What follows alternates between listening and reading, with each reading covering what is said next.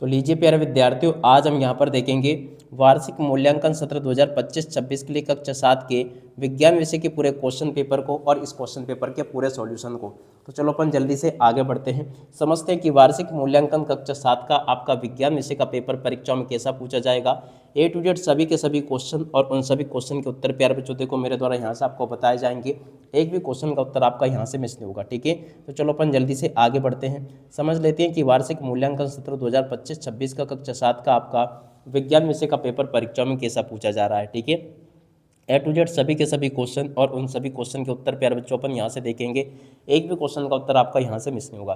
तो चलो अपन जल्दी से आगे बढ़ते हैं, समझ लेते हैं आपके पूरे पेपर को। तो देखो वार्षिक मूल्यांकन सत्र 2025-26 के लिए कक्षा 7 का आपका ये विज्ञान विषय का पेपर होने वाला है, जिसके लिए आपको देखो 2.5 घंटे का समय मिलेगा। पूर्णांक आपका 60 अंकों का होगा। जैसे जिस प्रकार से क्वेश्चन प्यारे बच्चों आपको मैं यहाँ पर बताऊंगा ना, ठीक इसी प्रकार से क्वेश्चंस आपके पेपर में परीक्षा में आपको देखने को मिलेंगे। एक भी क्वेश्चन का उत्तर आपका यहाँ से मिस नहीं होगा, ठीक है। तो चलो अपन जल्दी से आगे बढ़ते हैं, समझते हैं आपके पूरे पेपर को और इस पेपर के पूरे सॉल्यूशन को, ठीक है। तो देखो इस प्रकार से क्वेश्चन आपके पेपर में परीक्षा में आपसे पूछे जाएंगे, जैसे कि मैं आपको बता रहा हूँ, ठीक है।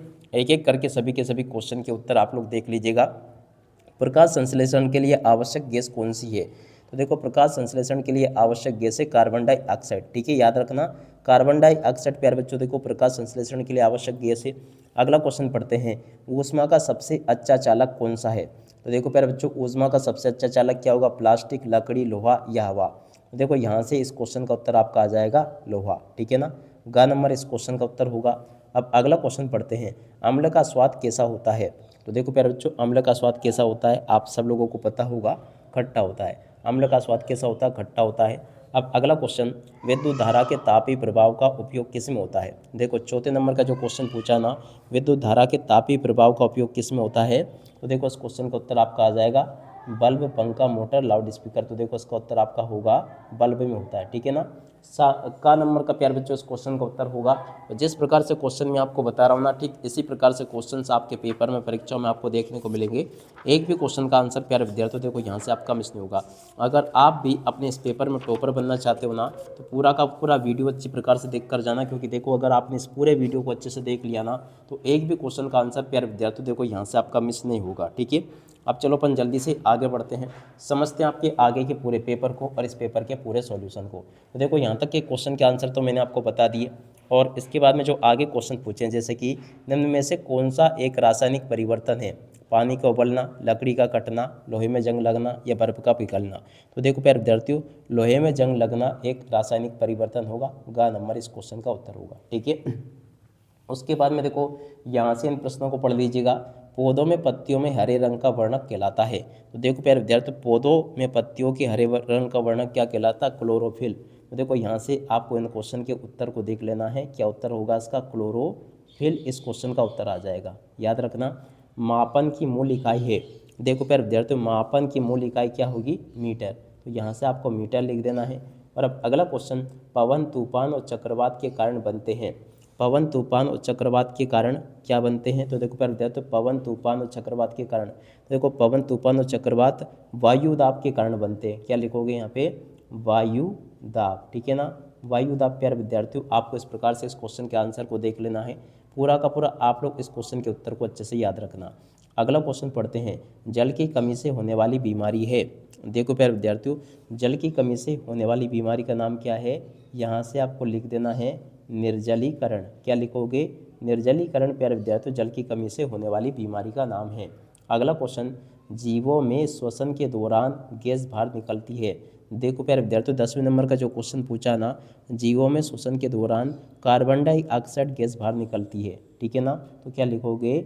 यहाँ पे आपको इस प्रकार से लिख देना है कार्बन, उसके बाद में देखो आगे लिखोगे डाई, और उसके बाद में आगे लिखोगे ऑक्साइड, ठीक है ना। जीवों में श्वसन के दौरान कार्बन डाइऑक्साइड गैस बाहर निकलती है, ठीक है। तो यहाँ तक के क्वेश्चन के उत्तर प्यारे बच्चों आपको मैंने अच्छे से बता दिए, और उसके बाद में देखो इन प्रश्नों को पढ़ लेना। आगे आपके पेपर में क्वेश्चन इस प्रकार से पूछे गए हैं, प्राणियों में पोषण की प्रक्रिया के 2 चरण आपको लिखने हैं। देखो प्यारे विद्यार्थियों, प्राणियों में पोषण की दो प्रक्रिया के चरण कौन कौन से हैं, तो चलो मैं आपको इन क्वेश्चन के उत्तर बता देता हूं ताकि आप सब लोग अपनी परीक्षा के पेपर में इनको लिख कर आ सके। ठीक है, एक एक करके सभी क्वेश्चन के उत्तर प्यारे बच्चों आपको मैं बताऊंगा। तो देखो यहाँ से देख लो आप लोग, प्राणियों में देखो, प्राणियों में पोषण की प्रक्रिया के दो चरण आपको बताने हैं। तो देखो इन क्वेश्चन के उत्तर को यहाँ से देख लीजिएगा, ये लिखा है। और अब अगला क्वेश्चन अपन पढ़ते हैं, ऊष्मा संचरण की 3 विधियों के नाम आपको बताने हैं। देखो प्यारे विद्यार्थियों, ऊष्मा संचरण की 3 विधियों के नाम आपको यहाँ से देख लेने हैं, ये भी मैंने आपको पूरा का पूरा बता दिया। और अब अगला क्वेश्चन प्यारे बच्चों पढ़ते हैं, अम्ल और क्षारक में 2 अंतर आपको बताने हैं। तो देख सकते हो प्यारे बच्चों, अम्ल और क्षारक में 2 अंतर आपको बताने हैं, ये भी मैंने आपको बता दिया पूरा का पूरा। ठीक है, और उसके बाद में देखो अगला क्वेश्चन पढ़ते हैं, गति की 2 अवस्थाएं कौन कौन सी है। तो देखो प्यारे विद्यार्थियों, गति की 2 अवस्थाएं कौन कौन सी, इसको यहाँ से देख कर लिख देना, ये मैंने आपको बता दिया। ठीक है, और अब अगला क्वेश्चन 5वें नंबर का, प्रकाश के परिवर्तन के 2 उदाहरण आपको बताने हैं। तो देखो प्यारे विद्यार्थियों, प्रकाश के परिवर्तन के 2 उदाहरण यहाँ से देख कर लिख दो, ये भी मैंने आपको बता दिया। अगला क्वेश्चन प्यारे बच्चों पढ़ते हैं, वर्षा जल संचय क्यों महत्वपूर्ण है। तो देखो प्यारे विद्यार्थियों, वर्षा जल संचय क्यों महत्वपूर्ण है, इस क्वेश्चन के उत्तर को यहाँ से देख कर लिख दो, ये पूरा का पूरा प्यारे विद्यार्थियों आपको मैं बता चुका हूँ। ठीक है, तो यहाँ तक के सभी क्वेश्चन के उत्तर प्यारे विद्यार्थियों अपन ने देख लिए, एक भी क्वेश्चन का उत्तर आपका यहाँ से मिस नहीं होगा। और उसके बाद में देखो अगला क्वेश्चन पूछा है, भौतिक और रासायनिक परिवर्तन में अंतर स्पष्ट कीजिए। तो देखो प्यारे विद्यार्थियों, भौतिक और रासायनिक परिवर्तन में अंतर इस प्रकार के आपको स्पष्ट कर देना है, ये मैंने आपको बता दिया, पूरा का पूरा आपको मैंने अंतर बता दिया यहाँ से। और उसके बाद में देखो अगला क्वेश्चन, मृदा के विभिन्न परतों के नाम और उनकी विशेषता आपको बतानी है। तो देखो प्यारे विद्यार्थियों, मृदा की विभिन्न परतों के नाम और उनकी विशेषताएं आपको यहाँ से बता देनी है, ये पूरा का पूरा प्यारे विद्यार्थियों आपको मैं अच्छे से बता चुका हूँ। ठीक है ना, इसको देख ले आप लोग और अच्छी प्रकार से इसको याद भी कर लेना। ठीक है, तो यहाँ तक के सभी क्वेश्चन के उत्तर प्यारे बच्चों आपको मैंने बता दिए। और उसके बाद में देखो आप आ जाओ इधर, इधर आपके पेपर में क्या क्वेश्चन पूछे हैं, विद्युत चुंबक क्या होता है, इसका उपयोग कहाँ किया जाता है, प्रश्न नंबर 19। ठीक है ना, देखो विद्युत चुंबक क्या होता है, इसका उपयोग कहाँ किया जाता है, इस क्वेश्चन के उत्तर को प्यारे बच्चों आप लोग यहाँ से देख कर लिख दो, ये मैंने आपको पूरा का पूरा बता दिया। ठीक है ना, इस क्वेश्चन के उत्तर को प्यारे बच्चों आपको यहाँ से मैंने पूरा का पूरा अच्छी प्रकार से बता दिया, एक भी क्वेश्चन का उत्तर आपका यहाँ से मिस नहीं होगा। ठीक है, अगला क्वेश्चन प्यारे विद्यार्थी पूछा है, मानव शरीर में पाचन की प्रक्रिया का संक्षिप्त वर्णन आपको करना है। तो देख सकते हो, मानव शरीर में पाचन की प्रक्रिया का संक्षिप्त वर्णन इस प्रकार से आपको कर देना है, यहाँ पर मैंने आपको पूरा का पूरा बता दिया। ठीक है, अब अगला क्वेश्चन प्यारे बच्चों पढ़ते हैं, क्या दे रखा है, देखो वनों को हमारी जीवन रेखा क्यों कहा जाता है। तो देख सकते हो प्यारे विद्यार्थियों, वनों को हमारी जीवन रेखा क्यों कहा जाता है, इस क्वेश्चन के उत्तर को यहाँ से देख कर लिख देना, ये पूरा का पूरा प्यारे बच्चों आपको मैंने इस क्वेश्चन का उत्तर बता दिया। ठीक है, अब अगला क्वेश्चन अपन पढ़ते हैं, क्या पूछा है, देख सकते हो, किसी वस्तु की चाल मापने का सूत्र आपको बताना है।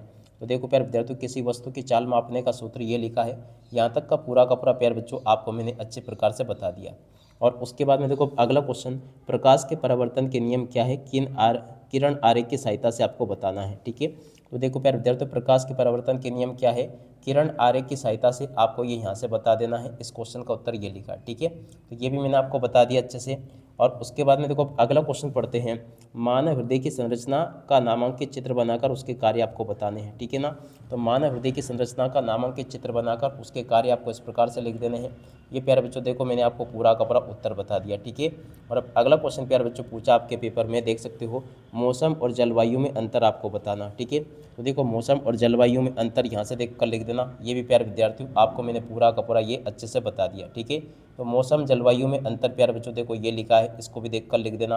और अब अगला क्वेश्चन प्यारे विद्यार्थियों पढ़ते क्या दे रखा है। ठीक है ना, एक एक करके सभी के सभी क्वेश्चन के उत्तर बता रहा हूँ मैं आपको, एक भी क्वेश्चन का उत्तर प्यारे विद्यार्थियों आपका यहाँ से मिस नहीं होगा। ठीक है, अगला क्वेश्चन पढ़ते हैं, देख सकते हो, विद्युत परिपथ क्या होता है, एक साधारण विद्युत परिपथ का नामांकित चित्र बनाकर घटकों को आपको समझाना। ठीक है, देखो प्यारे विद्यार्थियों, विद्युत परिपथ क्या होता है, इस क्वेश्चन के उत्तर को यहाँ से देख लो, अब पूरा का पूरा इसको याद कर लेना। ठीक है, यहाँ तक के सभी क्वेश्चन और उन क्वेश्चन के उत्तर प्यारे विद्यार्थियों आपको मैंने बता दिए हैं।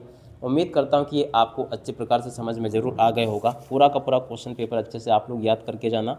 अब इसी के साथ में प्यारे विद्यार्थियों इस वीडियो को यहीं पर पूरा करते हैं। नमस्कार, जय हिंद, जय भारत।